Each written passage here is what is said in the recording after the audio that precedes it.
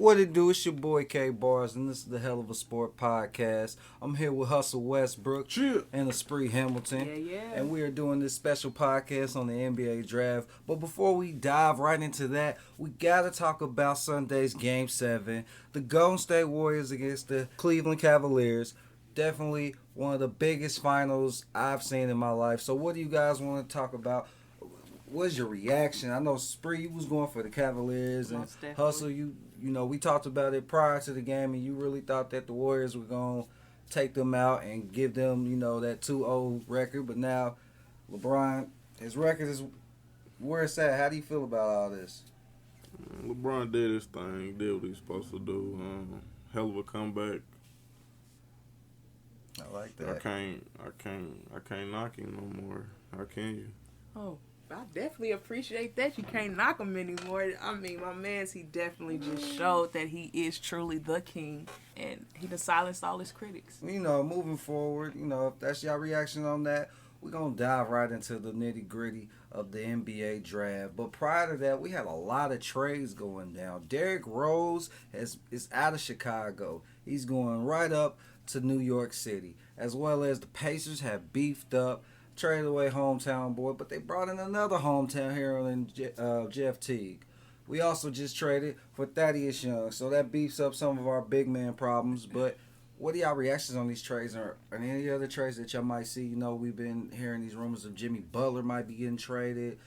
You know, we've also heard that, you know, as well as Dirk might be leaving. We have free agency that's popping up. Kevin Durant, really the biggest name of the free agency. What do y'all think about that? This year, the free agency is crazy. I mean, it's ridiculous. I've never seen so many good players in the free agency in 1 year. But pretty much, you know, it was done for Chicago. Chicago and Derrick Rose was bound for them to cut ties. He's injury prone. I mean, I think he's a good fit for New York, though.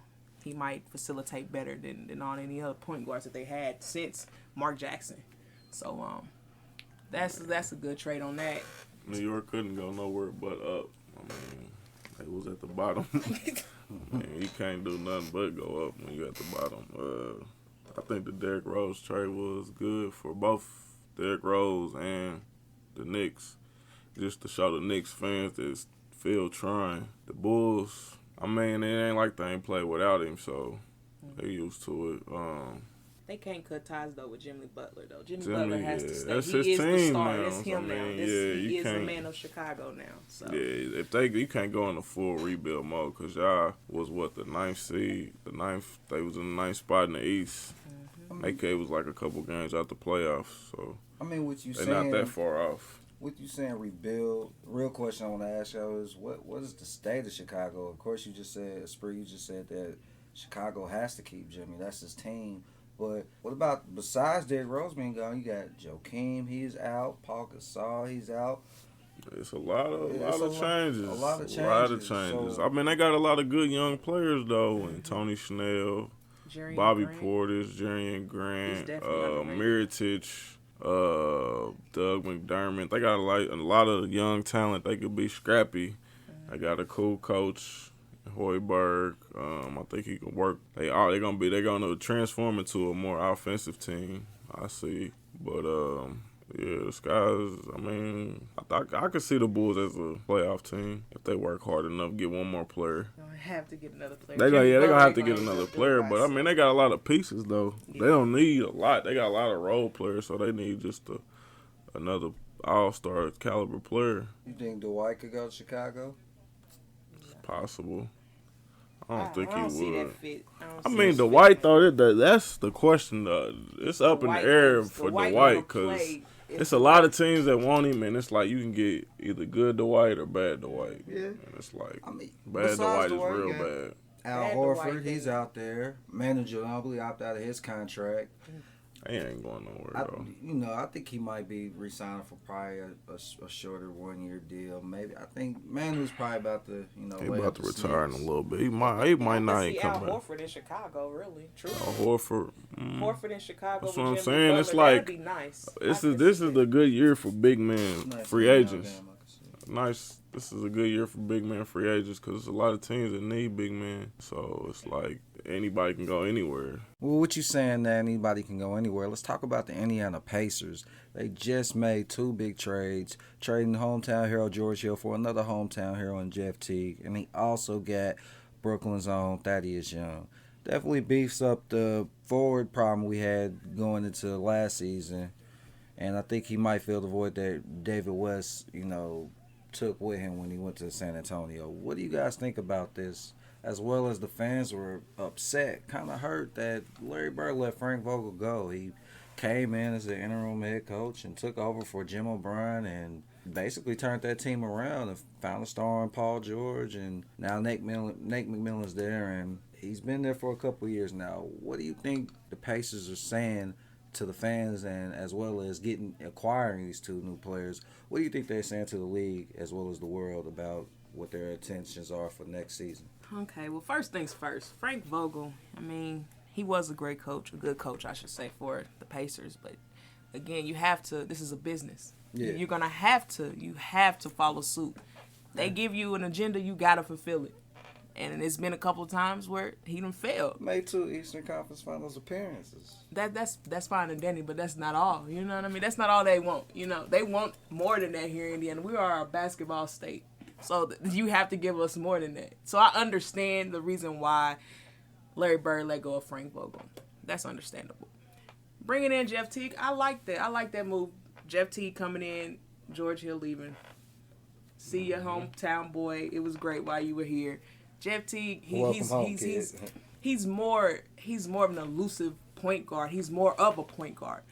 George Hill, he was more of a 2 to me, really. He wasn't really a point guard. Point guard didn't fit for him being a point guard. Jeff Teague, that is him, all-around point guard. He can dribble. He can break down a player. He can score himself. He also can assist. He plays defense. He does it all. So, that to me was a great trade. And it just shows, that Larry Bird is trying to let everybody know the Pacers not done yet. They're not done. Yeah, I agree. Seeing Frank Vogel go, that was a little sad, but at least he ain't fire him. He just let him coach his contract out. Frank Vogel, he wasn't that much of an offensive coach, and I think Bird was looking for more offense out of everybody. His reasoning for signing Monte and some of the players we did, like Stuckey and starting C.J. Miles and all that. But as far as the trades we did, I like both of them. It would have been cool to keep George Hill with Jeff Teague, but it is what it is. Jeff Teague, he's a better fit, but we do lose a shooter with George Hill, one of our best shooters. But you kind of gain a shooter in Jeff Teague, you don't think? Nah, he's not nowhere. He can't shoot like George Hill. Not at all. What about defending? George Hill was a great. George Hill was a good defender. Great defender. He was. I give him that. He was long. He's a tweener. He could play the 2 and the 1. He was a combo guard. Definitely gonna give an impact in Utah. But Hayward. And we picked up Thaddeus Young. That was a good pick, giving away our 20th pick. Whoever we was gonna pick wasn't gonna be good as Thaddeus Young. So hey, we might as well. And that way we can be a little more deeper at the forward position. Yeah. And I expect us to be more offensive, up-tempo team. So the bigs they got now Thaddeus Young is theirs. We got Thaddeus. He going to play the 3 and the 4. We got Thaddeus, Miles Turner, Mahimi, Jordan Hill, LaVoy Allen. Well, it depends on free agency. And Jordan Hill had like a 1-year contract. Nah, he signed for last year was his first year. Oh, okay. He had 2 years. All right. So, we going to be a deep team, man. Which is everybody going to have to find their roles. I think Larry Bird is, I think that is a great fit. Because that just shows he's also a defensive player as well. He can defend. He can run. Great rebound. He can rebound and run with you, just like Teague and Monte Ellis. So, and then you get Paul George in the open court. Of course, he going to finish. I think Larry Bird just seen the light like, hey, it's not that much of a difference between us and Toronto, which was the second best team in the East. So we could be in the finals or the Eastern Conference Finals this time next year, and playing against either Cleveland or whoever team. More than likely Cleveland. Though. Well, let's, digging this out, let's talk about really, we talked about the trades, and we'll get into free agent, the bigger, picture of free agency. But, speaking of pictures, we got to talk about the star of free agency, and that's Kevin Durant. Where is he going to go? Is he staying in OKC? There was big rumbles of him coming to Indianapolis, him either going to Dallas, New York, D.C., he could definitely go to Chicago now that they got that money off their books with Derrick Rose's contract. It's a lot of possibilities for him. I think he's in the same position as LeBron, but I don't think he's going to be such of a diva as LeBron with the whole decision program. And I think he's just going to, like he said, basketball is a business and business is business. And what is he going to do? Durant. He said he's gonna make a basketball decision. So he's not. I don't see him going nowhere trying to a team that's in the rebuilding phase. He ain't got time for that. I mean, you already with a top 5 player in Russell Westbrook, and they can give you the most money out of anybody in free agency. So I mean, it's like Wally. You already got Oklahoma. So you throwing New York and Chicago out of the hat? Because Nah, Chicago, no. You're not throwing them, but you throwing New Chicago, York. no way. New York, maybe, but people don't got time to go try to play with new players. I forgot about some learn other chemistry. teams. And what about Boston and the Warriors? I forgot about I mean, the Warriors. I think the Warriors is top on this list if he leave and go anywhere. Even though I don't want him to go to the Warriors, but I think that'll be because he just seen how they play. He's seen what they need in a wing player. They move the ball so perfectly. All he got to do is spot up. He know he's still gonna be the best player on the team because I think this final showed that Steph isn't the best player in the league. He probably just had the best season in the league. I think Durant just gonna stay. He's gonna stay with OKC. I don't see him going anywhere where they're already not contenders. So, again, anywhere that someone is a contender, I think it could be. But I definitely think that he's just gonna stay with OKC and just keep building with that team. Again, as you say, LeBron's the diva, so he doesn't want to be in that diva role. So he may just make that basketball decision and stay. Say he's a diva, but the way the way he left Cleveland was fine. But just the whole presentation of the decision, that was kind of divish. He could have just, he didn't have to sit down and all that. It was too much. But moving forward, speaking of LeBron, we're not gonna talk about. But could we see Kevin Durant take less money and try to tell OKC, okay, let's try to get Al Horford here. Let's try to reach for some of these. Manu could go there. OKC's problem wasn't in the post. That's not where their problem is. Their problem is they like to play isolation basketball. In the fourth quarter, they folded. And on top of that, when you play isolation basketball, one person is only playing with the ball. Everybody else is standing around watching. So it's easy for a defense to guard one person. You don't believe that they need a presence in the post and scoring? They got the perimeter and they have Serge Ibaka still, and they still have Steve Adams. They work with those two. But those are defenders. They're not really there for the offense. But they still show up as far as that much offense when you got Durant and Westbrook. You have what's this guy name from Syracuse that played the two? Waiters. You got Waiters. Inconsistent. Very inconsistent. Roberson, defensive player. He's a defensive player. He can score, but he's more of a defensive player. Yeah, I feel what you're saying. So Roberson, you got to find someone more. They need to find a another six man that can facilitate and score, and somebody they can trust. Because that's their problem. They don't trust their teammates. They like, I'm not finna pass to you because you're not better than me. I'm not gonna pass to him. He's not better than me. So if Westbrook's not gonna pass to Durant, he's not gonna pass to nobody. And if Durant's not gonna pass to Westbrook, he's not gonna pass to nobody. So it's like, they just gotta find that player that they trust, like they had in James Harden. But he doesn't have to be as good as James Harden was. I don't think. I would like to see him go out to Jamal Crawford though. I think he'll fit good. Veteran. somebody that can handle the ball, take point guard responsibilities at times. Consistent. Consistent. How many 6 men he won? 3 or 4, I don't know. Big shot maker. You could put him in at the 4. I mean, in the fourth quarter. There's a couple. No. There's a couple guys out there that's free agents that could go. Like you just said, Jamal Crawford, Jeremy Lin. He's another one that opted out of his Charlotte one, and he had a great. I think free agency is gonna. I mean, it has started, but not really. It's gonna start after tonight, the draft. And then everybody have a better understanding of which way the teams are gonna go. Mm-hmm. Then you can pick up who you want to pick up. And speaking on the draft, tonight's the night. We're going to see a new litter of NBA talent hit the league. With names like Ben Simmons, Brandon Ingram, Chris Dunn, Jamal Murray. Tonight's draft, I wouldn't say it's, they claim it's the Ben Simmons draft, but I think, and everybody says it's not a stacked draft like last season's. Well, last season's draft was very interesting. Yeah, very interesting. This season, you probably got about 6 players, 7 players that might, and then your sleepers, 2 or 3 sleepers. Yeah. So with that being said, who let's step away from the Jamal Murray, the Chris Dunn, the Brandon Ingram, the Ben Simmons.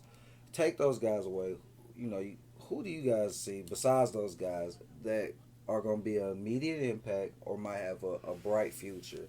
You got Buddy Hill, I definitely think Buddy Hield is going to have a great impact. He's a great shooter. I think it depends on what team he go to. Definitely. I mean, but shooting, when you can shoot in the NBA, you're bound for greatness, really. Yeah, as long as you can shoot the ball, you're going to be fine. Especially in today's league. You think he'd be great for the Pelicans? The Pelicans going to need shooting. They need wing players and shooting. It's just you can't whatever team he go to can't expect too much from him. Right. You can't expect him to be Rookie of the Year or the next LeBron, Kobe, Steph. Nobody just expect a nice double-digit score. Maybe make the All-Rookie team, first or second team. I like some of the overseas guys. Dragon Bender? Bender. I like him. Everybody's big on him. I want to see. You think he's next foreign star? Dragon Bender. What about the one guy? He played for Kentucky. Scal. Lasabre. Yeah, Lasabre. I think he's gonna be a nice. They say he's boomer bust. Boomer bust. So I don't know. You got plenty of guys. It's a lot of boomer bust. Well, what about the outside Celtics? of the top guys? I don't know. The Celtics. Well, who do y'all see them picking? They saying Chris Dunn. With the Celtics, it's they deep at every position, so it's not like one position that they just in desperate need of. So I feel they will pick whoever's the best available player, which probably will be Chris Dunn. And then again, even if they do choose whoever they choose in the draft, I think it's some kind of trade, some type of something is going to happen as far as the Celtics because it's they have so much money right now. And money. They have so much money right now, so it's like the sky's the limit for the Celtics. Like I don't know it. All right. Well, we're gonna get into the the meat and potatoes of the draft. Which is Jamal Murray, Chris Dunn, Brandon Ingram, and Ben Simmons. What are your expectations for those 4 players? I think those 4, immediate impacts for the teams they get drafted to. I don't. I don't know. I think Ben Simmons' game. I like his game, but I don't like his persona, I guess you can say, or his attitude in coming into the game, if that makes any sense. Like, you're coming from LSU. You guys didn't make it. You guys, poor shooter. You were claimed to be a poor shooter. Didn't make March. And then you turn around. You don't want to play for the team that wants to draft you, and you're supposed to be the number 1. Like you gotta. It's a give and take game. You gotta come in. He's the first person to, He's not the first person. There's nothing wrong with speaking out, but at the same time, a lot of those that do speak out, they back up what they say. Right. Again, we have to give him time to see if he's gonna do what he should do. But right now, you're giving off the worst everything right now. Like, it's all bad. Like, I don't like his jumper because he don't have one. Other than that, I think he got a cool game. He could be the best player in this draft. He could not be. I like Jamal Murray because he's a proven scorer and he's very versatile. I like Chris Dunn's game. I think Chris Dunn, if he goes to the Celtics, I don't know how much of him we will see, but we probably see enough of him. They got a lot of guards. Right. I like Ingram. Ingram is more of an all-around player, and that's more. That's more of what he's a the good league. fit. He could play the 2 or the 3. Yeah. You know what I mean, we need a wing player. Yeah. We need some defense if he can. It's definitely a fit. I think hopefully he beefs up a little bit. I just think he need to beef up just a little bit. Yeah. Like everybody can't do the Kevin Durant. Everyone can't do the Kevin Durant. So, I don't think. I think he should beef up a little bit. But you know, I like his game though. Ben Ingram, I definitely like watching him at Duke. Definitely. Well, you know, definitely. Jamal Murray, I think, proven scorer. I think Buddy Hield will be a nice impact to whatever team he goes to, whether it be a starter or coming off the bench. Chris Dunn, best shooter in the draft, hands down. And you got the 2 all-around players in Ben Simmons and Brandon Ingram. Like you guys just said, Ben Simmons needs to work on his jumper. So, you know, with that being said, we kind of already know that the Lakers and the 76ers are picking Ingram and Simmons 1-2. Is there a possibility that the Celtics can trade? I mean, their pick and get someone. They trying, man. They definitely are trying. There's talks about them getting Jabari Parker or Chris Middleton. Great picks. You got an all-around player in Jabari Parker and a shooter in Chris Middleton. You know, as well as the Sixers, they tried to trade Noel and, you know, as well as Joel Embiid. Do you think the Celtics will pop off a trade before tonight's NBA draft? I think I would like that. I think so. Again, like I said, they have so much money to play with right now. So there's no telling who else they can even snatch up in free agency on top of that. So the sky's the limit for the Celtics. Yeah. Definitely sky's the limit. Danny Ainge is definitely executive of the decade. You know, he made it happen. He's made it happen for them since he brought in the original Big Three in KG. He's definitely been making moves. I mean, like right now, I think they said they had enough money to where they can have Jimmy Butler and DeMarcus Cousins, or they can have DeMarcus Cousins and Paul George. Like that's how much money they had. If they want, if those are free agents that they could have, they could definitely get them. Potatoes.